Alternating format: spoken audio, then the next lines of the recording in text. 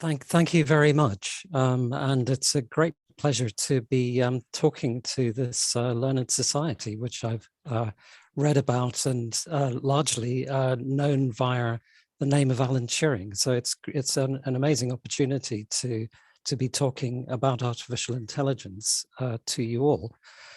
Let me start by saying that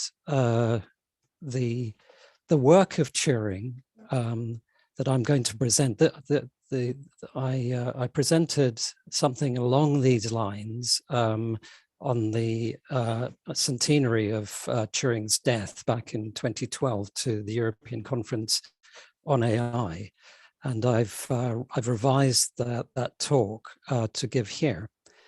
One of the key things, though, that I was emphasizing and think is still important is that Turing made seminal contributions to several different areas of science and mathematics. So his work that Andrew Hodges was talking about in the theory of computation in 1936 was an incredibly important piece of work, which showed the existence of a universal notion of computation, and is now seen as the starting point. That and his PhD in 1939 of the modern theory of computation. So all of the work that comes out of that on decidability,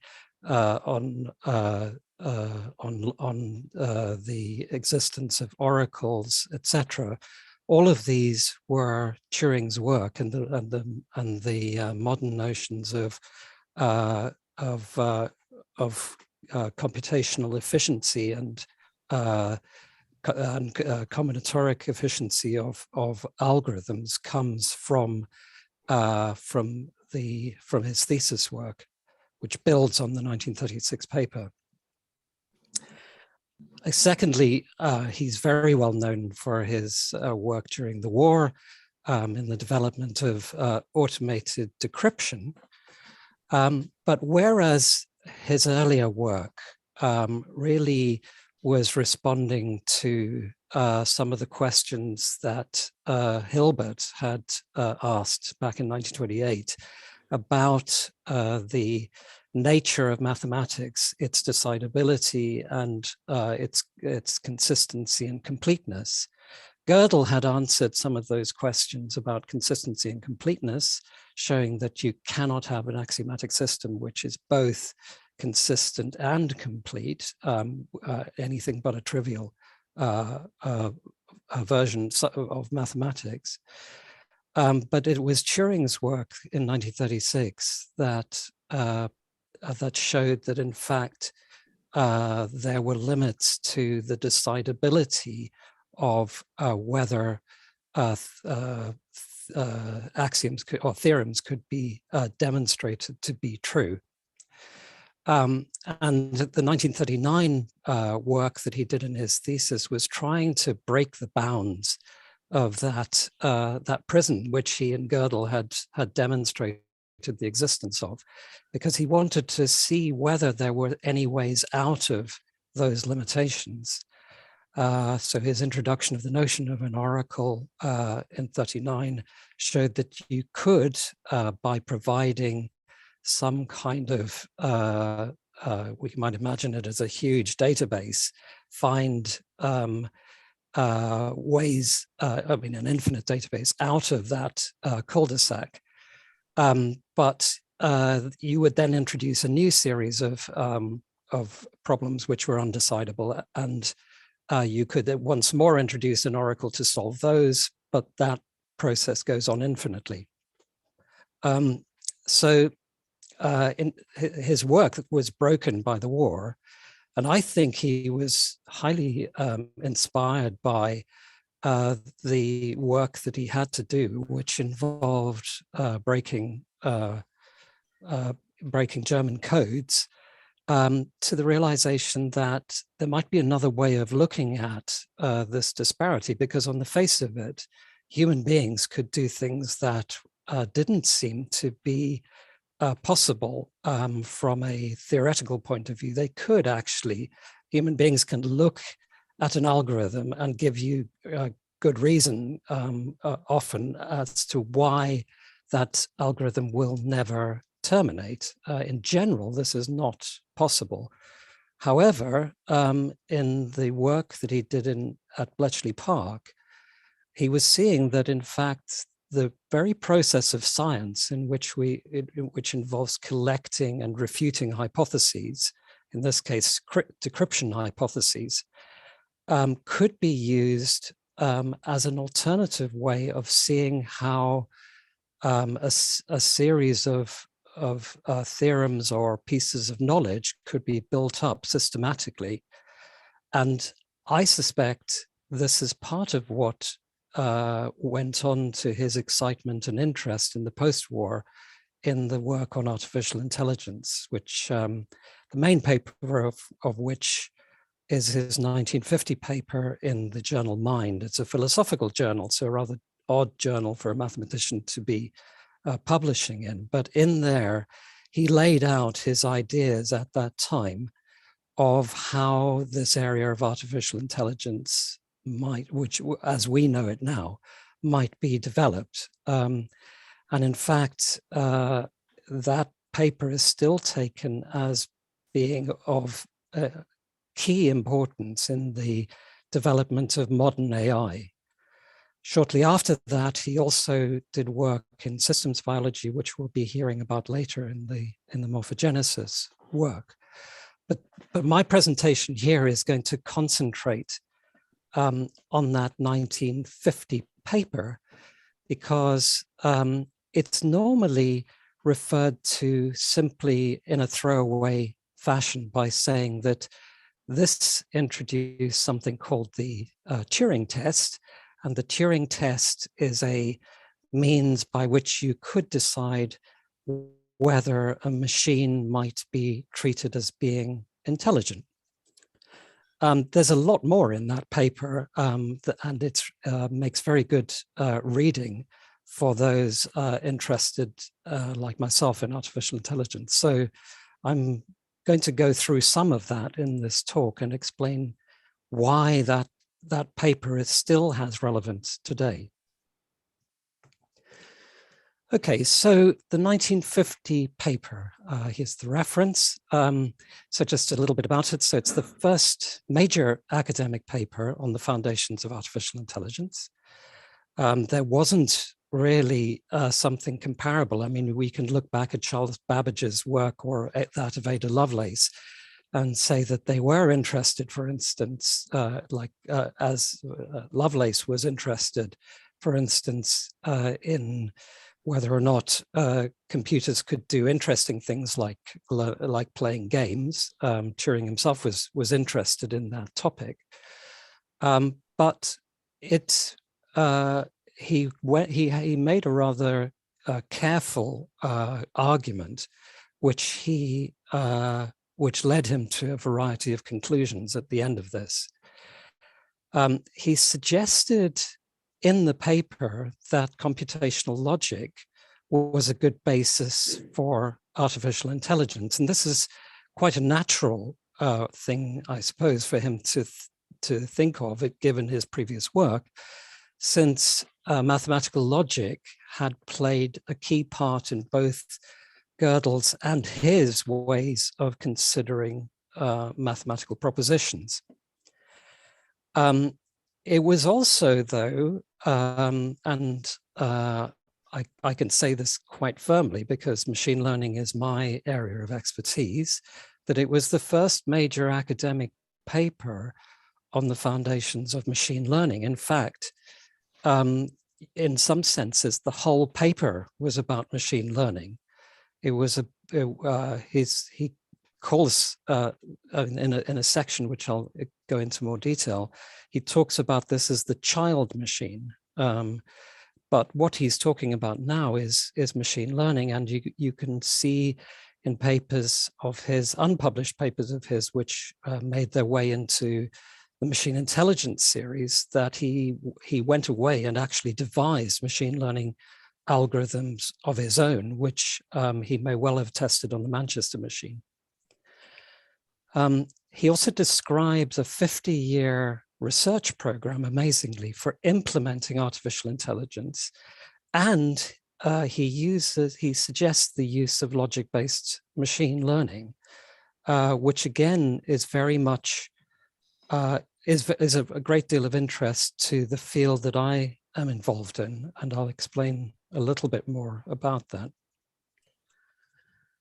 Okay, let's take get an overview picture of the paper itself. Okay, so in the first section of the paper, he's really addressing the philosophical audience, where he talks about the need to clarify the notion of what we might mean by intelligence. How could you assign intelligence to a mechanical entity? And he comes up with a way of describing this, which he calls the imitation game, which involves a hidden entity asking questions of a human, both male and female. And then there's a kind of threshold proportion as to whether or not it answers the questions to the satisfaction of the human beings. And if that threshold is passed, then we might refer to the machine as acting intelligently. He then gives a critique and some arguments against the idea that you could have any kind of purely material entity which was intelligent other than those that are living beings. And then he goes into more details about the game. In section 4, he looks at the present status of digital computers. I mean, this is very early. This is 1950, so there's some early attempts of the kind which Andrew mentioned with von Neumann's work and also the NPL work, but not much on the go yet. And then he talks a little bit about the universalities, so the fact that computers can represent arbitrary functions, not arbitrary, but computable functions, but any one of the computable functions can be represented as a program on a computer. And then he argues backwards and forwards, saying these are various different criticisms that could be made. And then, to me, the most important part of the paper is, in fact, in section 7, which is about learning machines. And that's where I'm going to concentrate on now, rather than go into the other parts of the paper. So let's just look first at section 6 of the paper. So he says, we may now consider the ground to have been cleared, and we are ready to proceed to the debate on our question, can machines think? And the second quote, it simply matters for the reader if I explain first my own beliefs in the matter. I believe that in about 50 years' time, it will be possible to program computers with a storage capacity of around 10 to the 9 binary digits to make them play the imitation game so well that an average interrogator will not have more than 70% chance of making the right identification after 5 minutes of questioning. To me, the imitation game isn't necessarily something he's particularly interested in, even from an implementation point of view, because he did implement computer programs himself. But the 10 to the 9 binary digits is quite striking. At that time, computers were doing well if they had a few tens of bytes of storage. And the idea that you might have as many as 1 billion binary digits in storage was very far off, and maybe not even realizable. But Turing, for some reason, seems to take the view that that will be possible, and that it's simply a matter of engineering that before we get there. That's an interesting point, because it shows how far ahead of his time in his thinking Alan Turing actually was. So looking in section 7, we can see, a careful reading of this shows that he considers various different versions of machines that learn. Now, why does he think that learning is important? Well, he'd already realized that if you have a fixed set of axioms, that you will never be able to solve certain problems. From Gödel's results, you can't have an infinite set of axioms. Well, there's no limit on the number of axioms that you need to solve larger and larger numbers of theorems, so or to prove them. So he's now thinking about, at this stage, about how humans gain intelligence over time. So how do they gain a greater and greater understanding? And he says that storage capacity for human level intelligence is less than 10 to the 15 bits, which are needed. And this, I think, had come about from discussions that he'd had with leading neurophysiologists at the time. But he then, in a throwaway statement, says advances in engineering will be adequate for the requirements. Now, that doesn't seem obvious how he came to that conclusion, but it turned out to be correct. In 1964, after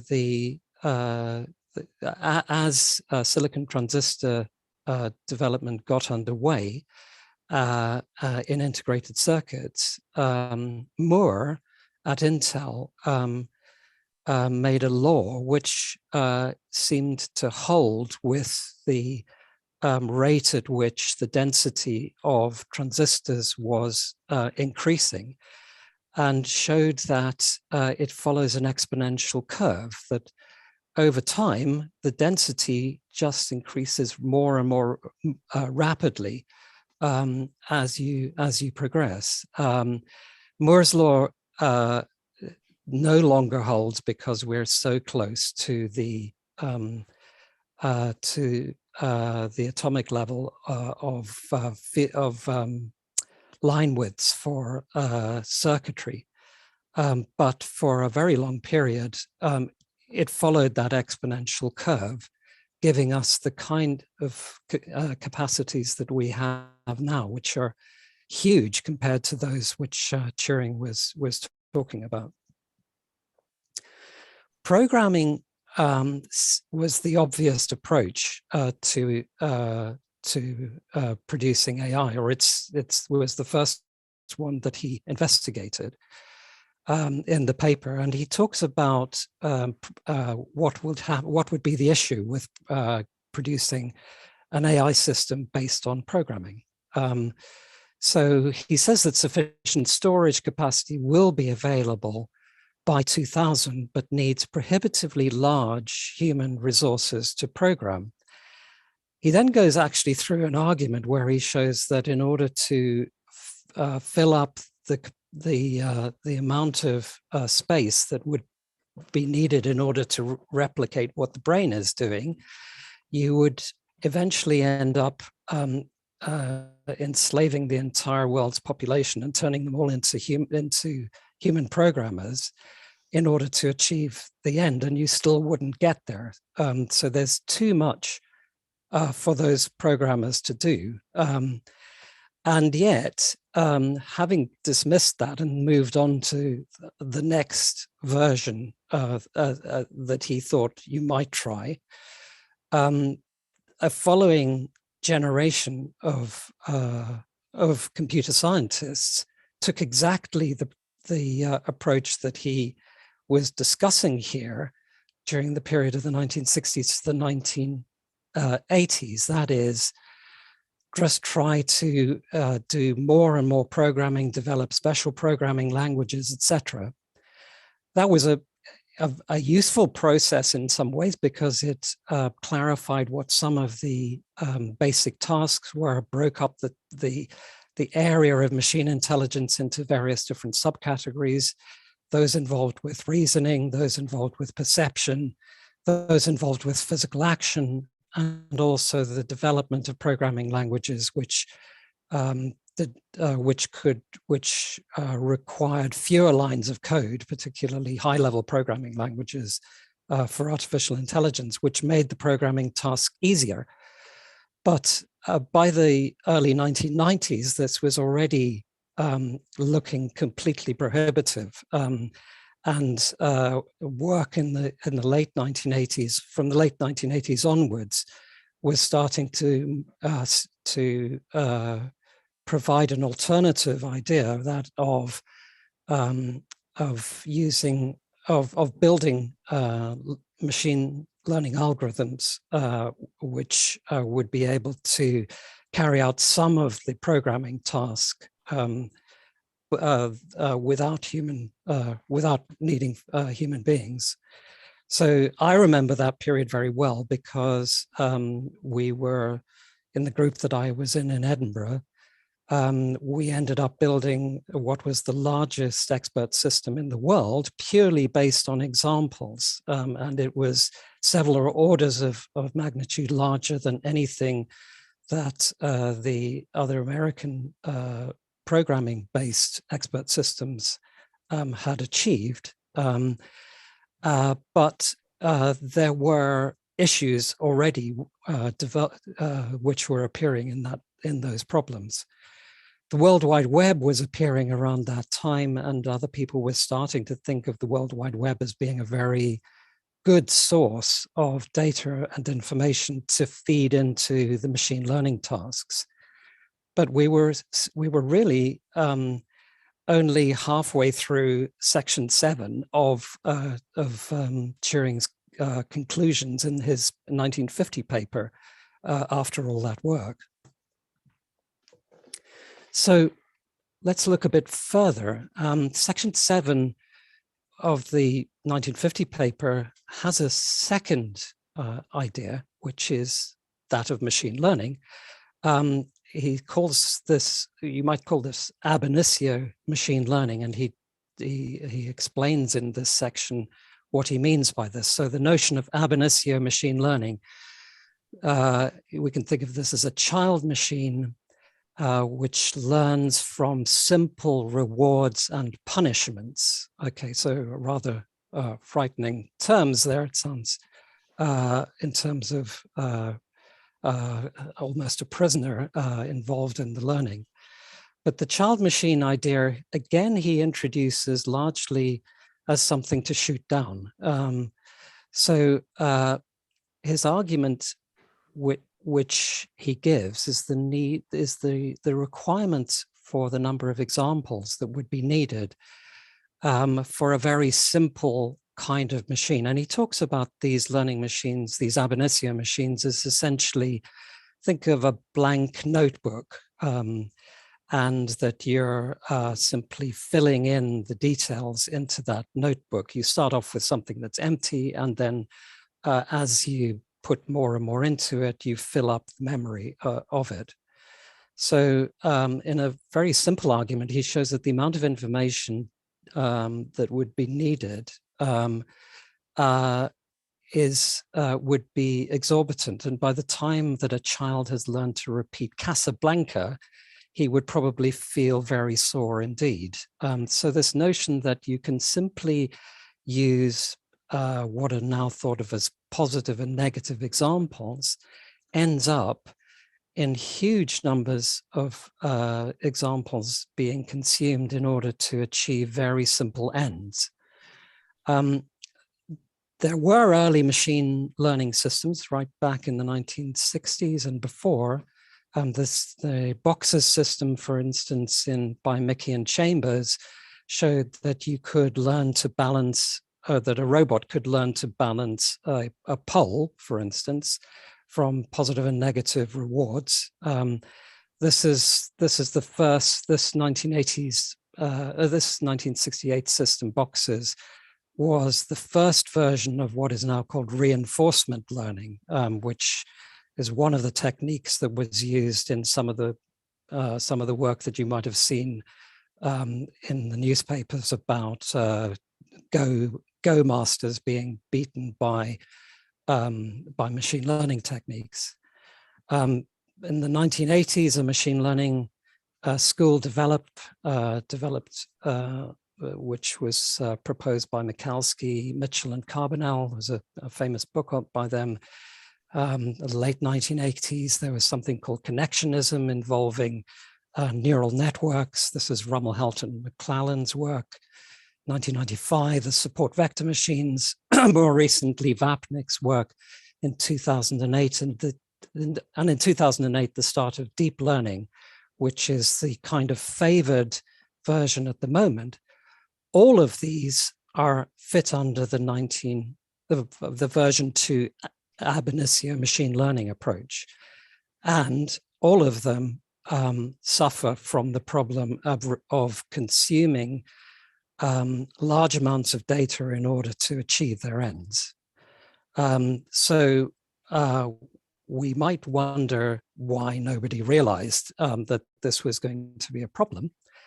In fact, there were indications from the computational learning theory from quite early on. In 1984, computational learning theorists Valiant and Hausler and Kearns and Ehrenvogt showed that these ab initio approaches could only achieve so much and could only learn fairly simple representations.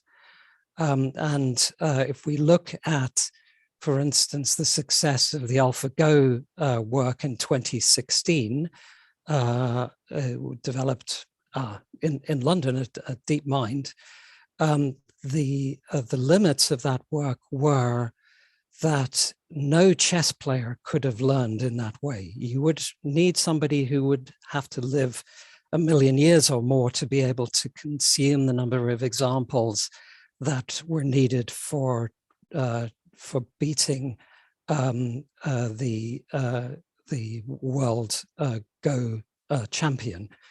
So this is an incredibly inefficient, data inefficient approach to machine learning. And amazingly, Alan Turing could have told you that in 1950. So does he have any other proposals? Yes, I suppose you won't be surprised. He suggests that you could do better than this by having something that's a bit closer to what a mathematician would recognize. That is by using a mixture of logic and probabilities and hypothesis formation for theorems and so on. And he talks about this as follows. So one might have a complete system of logical inference, which was, quotes, built in. The store would be largely occupied with definitions and propositions. So no definitions or propositions in the ab initio stuff. The propositions would have various kinds of status. For instance, they might be well-established facts. So these might be a simple example material, but also conjectures, so hypotheses which are uncertain of a kind, mathematically proved theorems. This is, nowadays we would call this background knowledge. Statements given by authority, so that's background knowledge provided by somebody that you trust. and expressions having the logical form of a proposition, but not a belief value. So again, these are queries that you might want to include. And some forms of machine learning that exist now have exactly this structure. In particular, the field I'm involved in, inductive logic programming, includes all of these at the core of the machine learning that they do. You can see that to do so, we've had to build on a line of artificial intelligence research that again goes back to the 1950s. So this is John McCarthy's work on logic-based common sense. But whereas McCarthy in his common sense reasoning program said that the problem of machine learning was absolutely critically important, but you have to get the representation right before we head down that route. So there's no learning in that. If you look at in the 1980s, there's a school called logic programming developed by Kowalski, who's a previous head of department at Imperial College. So McCarthy's from Stanford. Kowalski's logic programming has been very influential since that period. But again, it was founded really as a programming approach. So it's, again, version 1. So it's kind of dismissible from the Turing section 7. From the early 1990s, there's a school called Inductive Logic Programming, which I helped to found, which is really version 3 based. It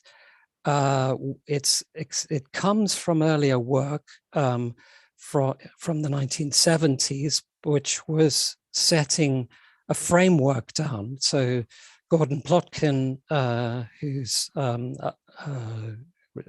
in Edinburgh, was doing his thesis on this topic, and was looking, he himself's a mathematician, he was looking at first order logic and its abilities for doing generalizations. And in 1980, Udi Shapiro's prize-winning work at Yale University showed that you could build the basis for automatic debugging, computer debugging systems as in an approach which involved examples and background knowledge and so on, in a way that we would now call inductive logic programming.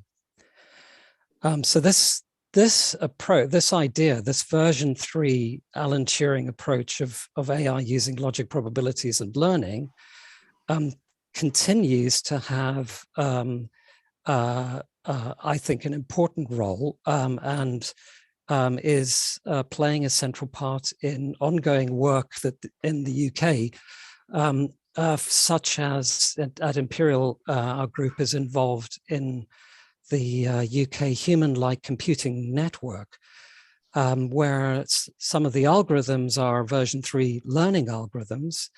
And one of the key differences that we've been able to demonstrate only in the last couple of years is that when machines learn how to do some things which human beings don't know how to do, in this setting, it's possible to not only explain what they're doing by translating the theorems that are learned into English to human users, but we can actually measure the difference in performance that those human beings have, and take that as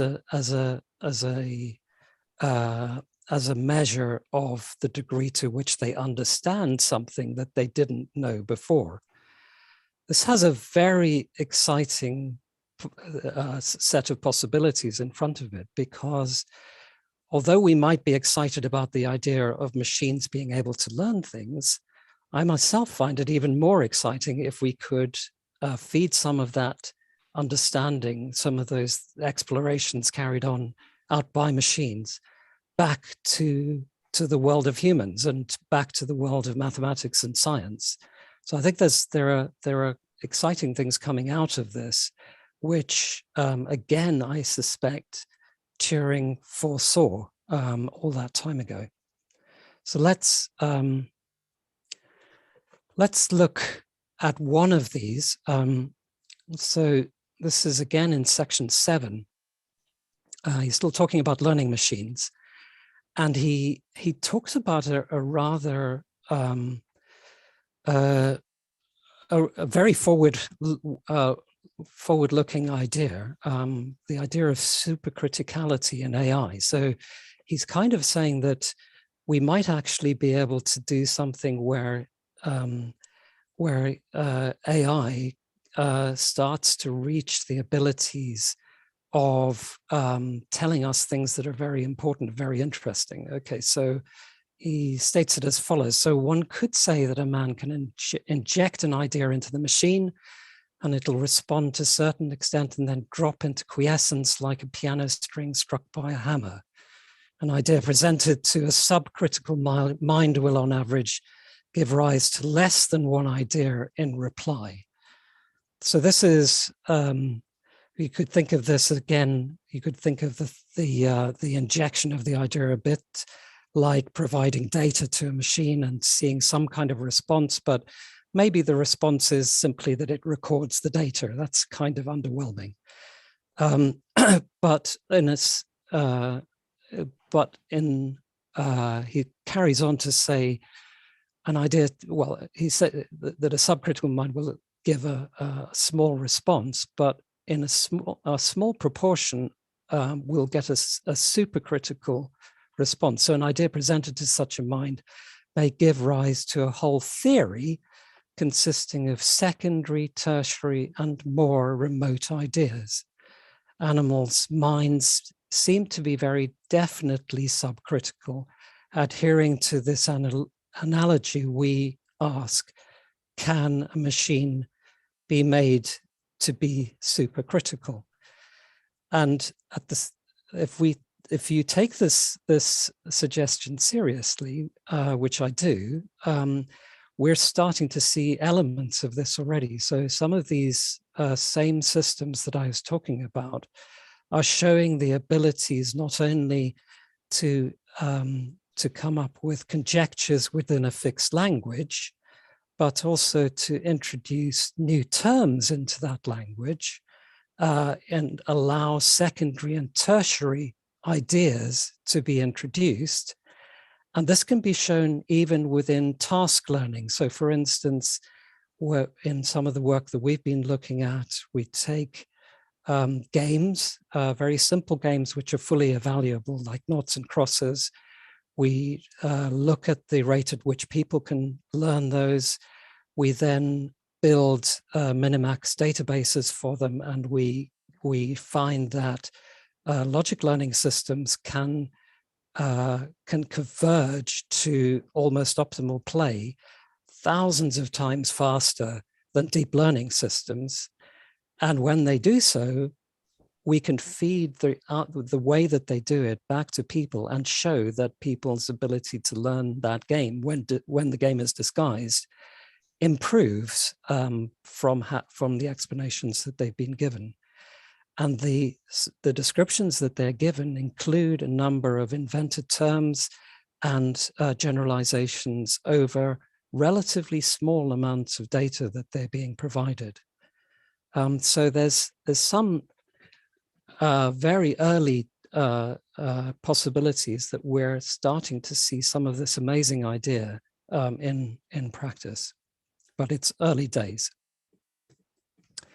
So the conclusion of Alan Turing's paper in 1950, he says, we can only see a short distance ahead, but we can see plenty there that needs to be done. That was certainly true in 1950, and it's still true now. We're still trying to push those ideas along with some early successes. So that's my talk.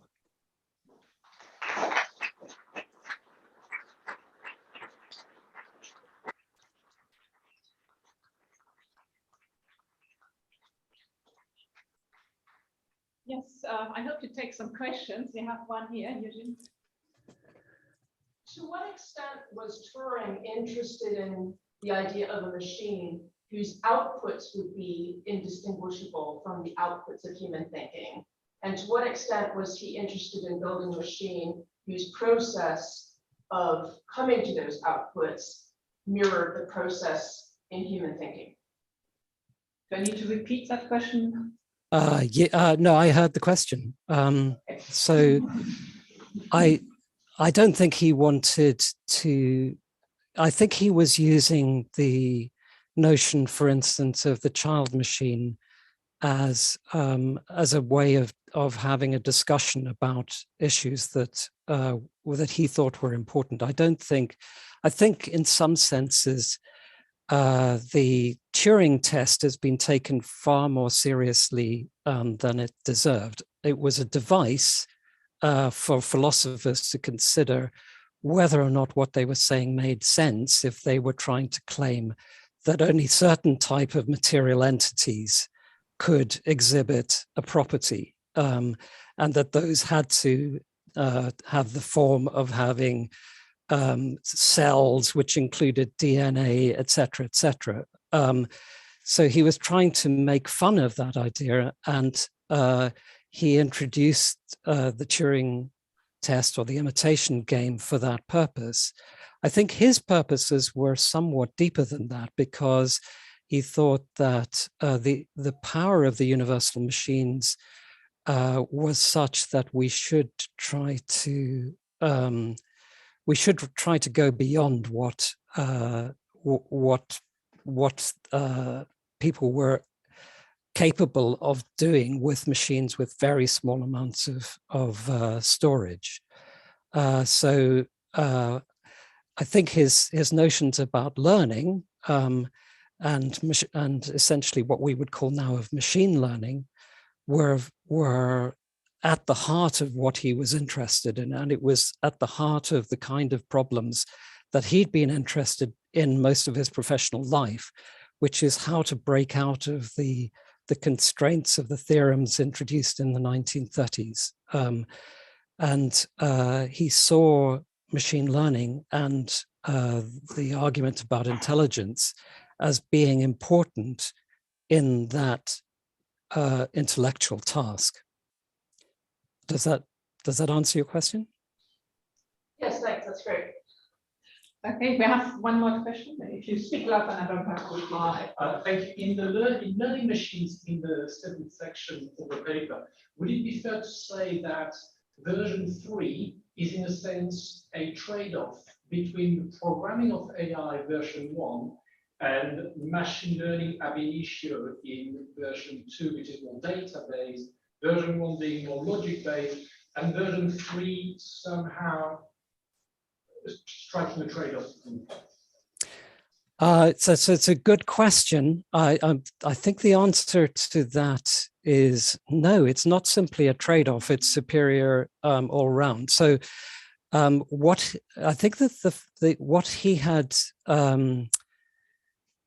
realized is that the way that we would express it now is that in order to learn efficiently, you need a strong bias. Okay, so this is you can see this from Bayesian mathematics, from Bayesian probability, that you can view the process of learning as being one of building a stronger and stronger bias about the problem on which you're getting data.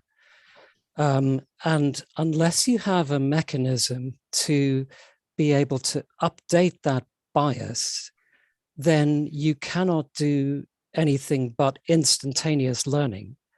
And most of the early work on machine learning assumed a huge database, and you would simply consume that database and come out with an answer. That was what machine learning consisted of. It's not a continuous process, it's a one-off.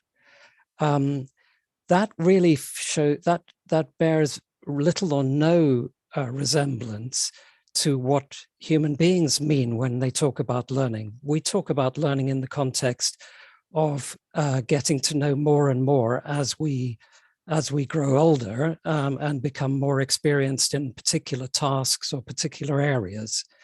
And in order to do that, you need to be able not only to make propositions which you then accept, but allow yourself to use those propositions to build on one after another in order to get up to the higher levels of learning.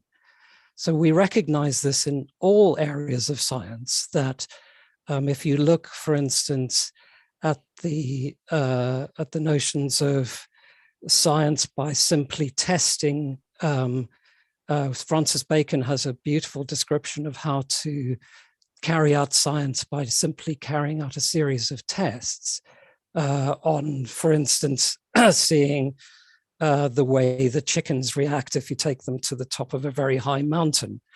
That is version 1, and it doesn't really take you through the history of science, because once you've done you've done some period of that kind of testing, you've built up ideas which are then critical in building other ideas. Once you've got an idea of a periodic table, that can be then used in order to further develop your ideas of chemistry. Once you've seen the structures of biochemicals, you can then understand their properties better in order to understand the higher levels needed in order to describe genes or RNA.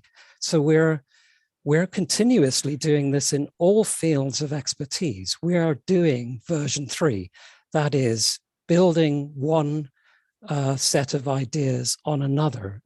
If the structure of your learning is simply, for instance, a fixed large network, as it is in deep learning, for instance, you're kind of stuck.